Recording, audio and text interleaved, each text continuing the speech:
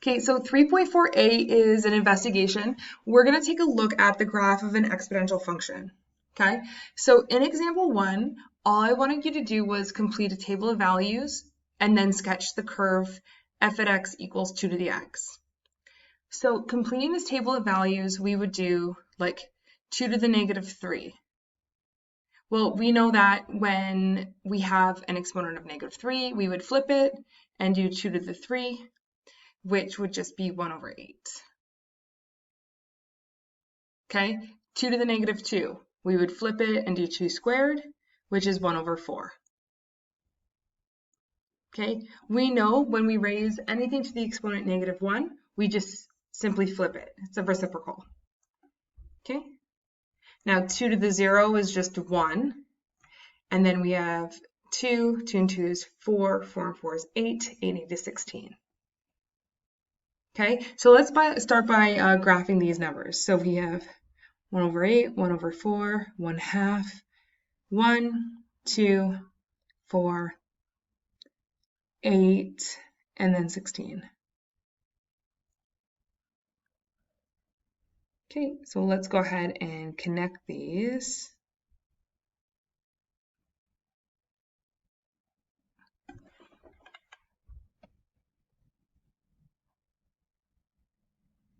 There we go. Okay, so this is going to be f at x equals 2 to the x. Now, there is a horizontal asymptote, okay? So our exponential function is always going to get closer and closer to a certain number, okay? In the base one, we are going to have y equals 0.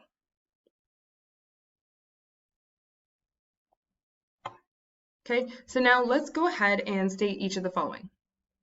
So the domain of an exponential function is always all real numbers. Okay, and the range is going to be from the horizontal asymptote up or the horizontal asymptote down, depending on if we had reflected the exponential function. So in this case, y is an element of the real number system such that y is greater than 0. 0 being this horizontal asymptote. Okay, and remember with the horizontal asymptote, we're going to approach it and get closer and closer and closer to y equals 0, that line, but never touch it. So there's no underline here. It's just strictly greater than 0. Okay, the y-intercept in this case, we can look that up in the chart if we wanted to, 0, 1. We can also look it up in the graph, 0, 1.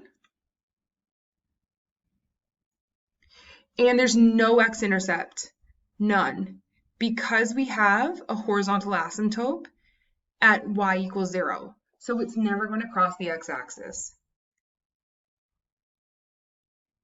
Okay, in other words, our horizontal asymptote is the x-axis. The x-axis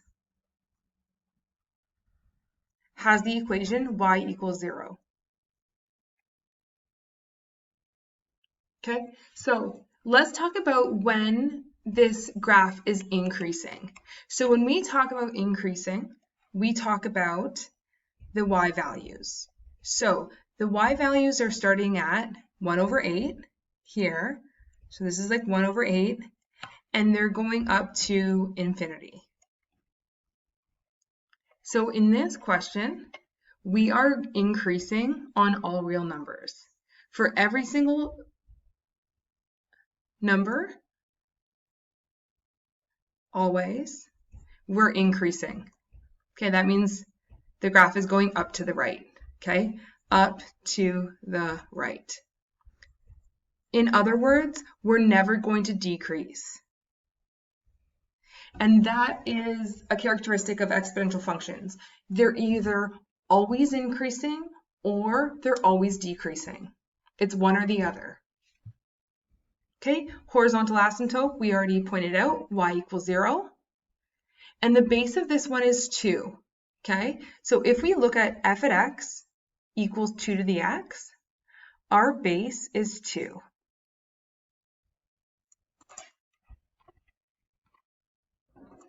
Okay, so example 2, now this time we're going to complete the table of values and sketch f at x equals 1 over 2 to the x. Okay, so very, very similar to the one that we just did. Okay, so if we have 1 over 2 and it's raised to the -3, what we're going to do is that 2 is going to, the number 1 over 2 is going to flip, so we actually have 2 cubed, which is just 8. Okay, likewise, 1 over 2 to the -2, we're going to flip that, so it's just 2 squared, which is 4. Okay, and we know anything raised to the exponent -1 is just the reciprocal. Also, anything raised to the exponent 0 is just 1. So I'm going to write here reciprocal, and then anything raised to the 0 is always 1. So those are 2 rules, right? And now let's keep going. 1/2 to the 1 is just a half. 1/2 all squared is a quarter. Okay, and then we're going to have 4 and 4 is 8, 8 and 8 is 16. So this time we're going to go -3, 8, and then 4, and then 2, and then 1. 1/2, 1/4, 1/8, 1/16.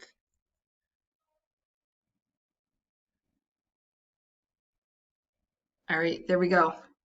Sorry, that one goes through. Okay, so when we take a look at this, we can actually see where the horizontal asymptote is. See, so for all base functions that have no transformations on them yet, the horizontal asymptote is going to be at y equals 0, which again is the x-axis. Okay, so y equals 0. Okay, now let's fill out the characteristics of this exponential function.